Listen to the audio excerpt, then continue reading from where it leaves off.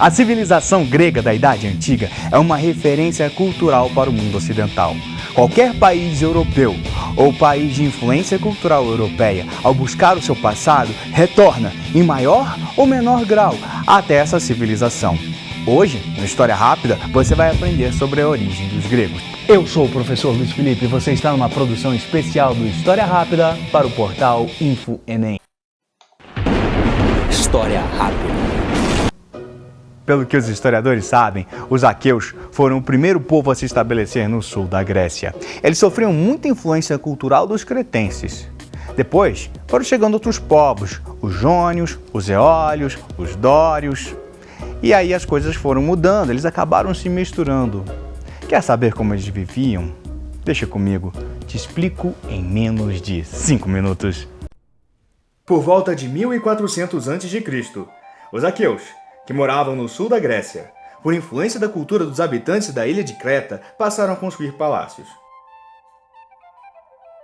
Nesses palácios, além de haver quartos para a família real, havia quartos para os vários servidores públicos e suas famílias.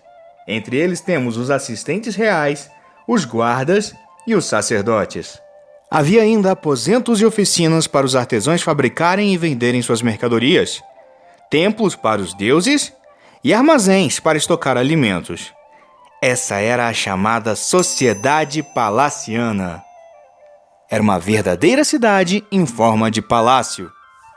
Apenas agricultores e pescadores tinham moradias distantes por causa da natureza de sua profissão. A cidade mais influente era Micenas, e esse período é chamado de período micênico ou período pré-homérico. Mas cerca de 200 anos depois, ou seja, por volta de 1200 a.C., os aqueus viram seus palácios serem destruídos e seu território ser invadido pelos eólios, jônios e dórios. Esses povos são chamados helenos e são os ancestrais dos gregos. A chegada deles marca o fim do período micênico e o início do período homérico. Os aqueus escreviam utilizando um tipo de alfabeto que chamamos de linear B. Os historiadores não encontraram nenhum texto escrito neste ou em qualquer outro alfabeto nos 300 anos seguintes que se decorreram à invasão, o que nos leva a crer que se tratava de povos iletrados. É no período homérico que surgiram as poesias Ilíadas e Odisseia. Elas não eram escritas, elas eram decoradas e declamadas por poetas chamados de aedos. E olha que elas não eram pequenas. Somente no ano de 550 a.C. que elas foram escritas. O período se chama homérico porque acredita-se que essas poesias foram criadas por um poeta chamado Homero. Canta minha cólera, ó deusa funesta de Aquiles Pélida, causa que foi dos aquivos sofrerem trabalho sem conta e baixarem ao Hades a alma de heróis numerosos e esclarecidos, ficando eles próprios abandonados aos cães e como pasto de aves.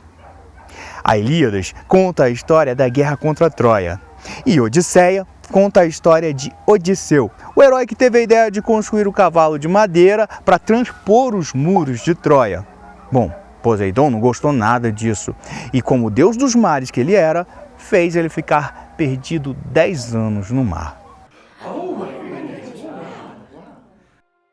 No início do período homérico, foi estabelecido nas comunidades um sistema de vida familiar chamado oikos. Nesse sistema, o chefe da cidade guarda a produção excedente. Com o passar das gerações, surgiram os reis das cidades-estado. Cada cidade era como um país com o seu próprio governo. As únicas coisas que os gregos tinham em comum eram a língua, a religião e a cultura.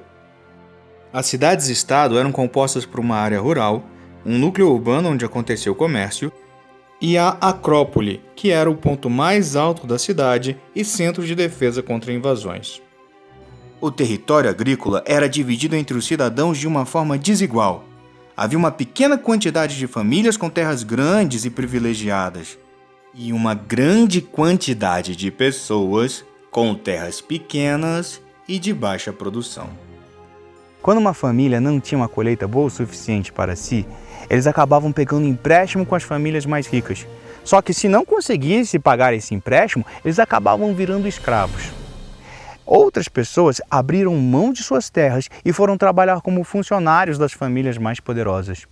Diante das dificuldades em melhorar de vida, vários desses cidadãos pobres procuraram outro lugar para morar e acabaram fundando mais de 150 cidades novas entre os anos de 750 e 550 a.C.